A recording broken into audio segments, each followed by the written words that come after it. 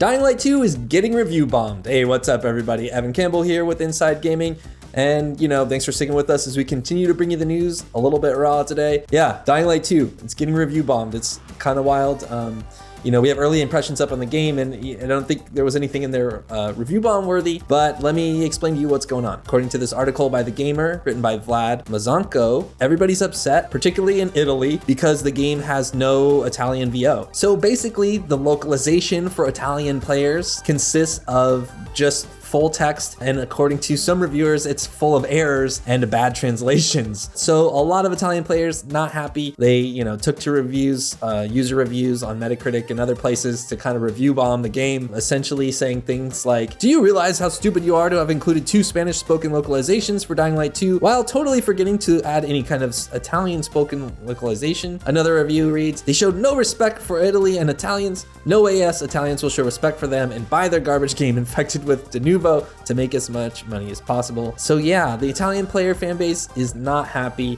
A lot of them aren't realizing that Techland is located in Poland. So some people were frustrated that there was Polish localization, but no Italian localization. So if you head over to Metacritic and you see the game with the low review score, that's part of the reason. There's other issues and reasons to be critical of Dying Light 2. We talked about some of those in our impressions piece on the channel. You can go check that out. Also, I think Skill Up, their review of Dying Light 2 is actually really good. They did a good job of highlighting the good aspects of the game as well as some of the aspects that don't shine as brightly. Essentially, I think they said that they didn't like the narrative, but the parkour is awesome, and they had a bug section and stuff. But on the upside, Techland has been updating the game a lot. Dying Light 2, they had a huge day 1 patch that fixed a ton of bugs, and they're still at it. So they announced recently that they have another patch coming, or multiple patches for different versions of the game. You can find this stuff on their Twitter account, which reads, "Hello survivors, we have implemented some hot fixes over the weekend and we'll be continuing to add more in the coming days. Thank you for your incredible support and patience. Here is our plan for the upcoming week." So there's a Twitter thread here. It says, "PC gamers will keep on providing you with the regular fixes. Here's a list of things in our pipeline," and it includes various game crashing bugs, AI dead body replication in co-op, some DLSS improvements, and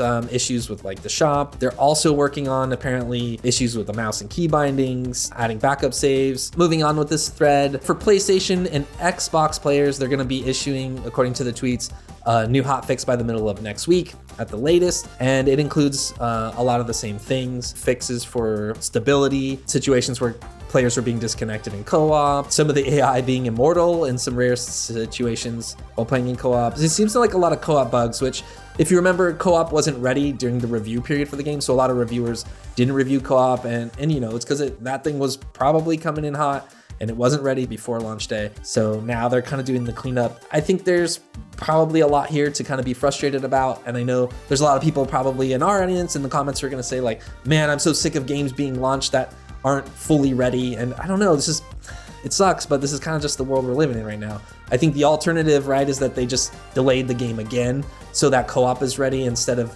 releasing on the day that they did with a mostly very sound single player campaign. A lot of critics weren't particularly high on this game, but I think the parkour in this game is worth checking out and playing. It's a neat game. It's really cool. It has some cool elements there. So on one hand, I completely understand Italian players being upset with Dying Light 2, especially since Dying Light 1 had full Italian localization with VO and everything, and not to have it in the second game without kind of any messaging around that to let people know. I could understand that, being from a particular country, what if a game just didn't have English VO, which, honestly, is not very likely to happen, but if it did happen, you'd feel pretty upset. And especially if the localization you were given with just text translations where there's errors and bad translations, it's a frustrating experience. So hopefully Techland gets the message and eventually that fix comes later, or they update it, but that seems like a ton of work. Who knows when it's coming? We'll keep an eye out to see if there's an announcement about it. In the meantime, it looks like they're continuing to patch every other aspect of the game. So, if you're out there playing Dying Light 2, good luck. If you're on the fence about it, go check out our impressions on it or someone else's reviews over at Skill Up. I thought it was a great review. And yeah, thank you everyone for watching. We'll keep bringing you the news, and I'm going to try and bring you some new stuff this week too. All right, take care. Thanks for watching. We'll see you in the next one.